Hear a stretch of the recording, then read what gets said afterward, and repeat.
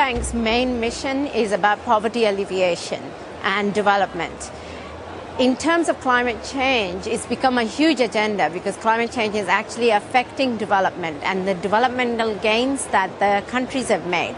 So about 3 years ago, the World Bank seriously started saying that climate change has to be an integral component of its work, both in terms of the grants and in terms of the investments that basically the money that the countries borrow to do a lot of their national planning, their national development, and so on.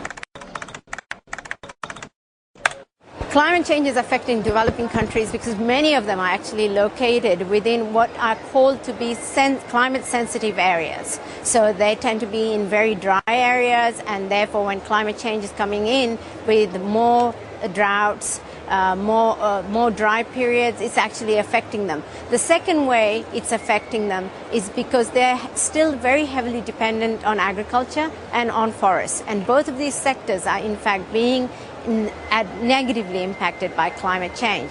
So they in fact get what are called the double trouble.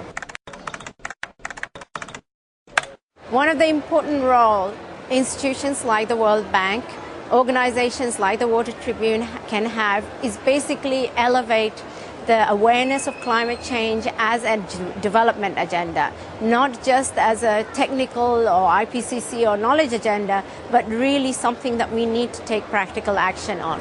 So that is a critical role that we need to play. We need to bring in policymakers or politicians at the highest level possible to help with taking action, and we need to bring in developing and developed world, not just focus on developed world or developing world, but all of us collectively together.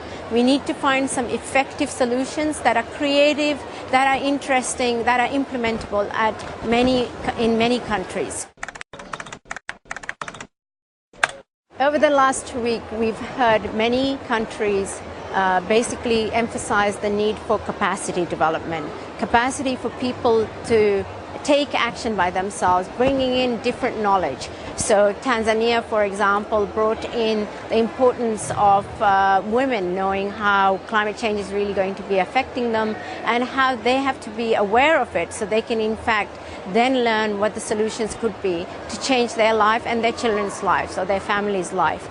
We also heard about basically how capacity and knowledge is needed for agriculture production to be far better and less at risk from climate change than it has been over the past 5 years or so, or past 10 years or so.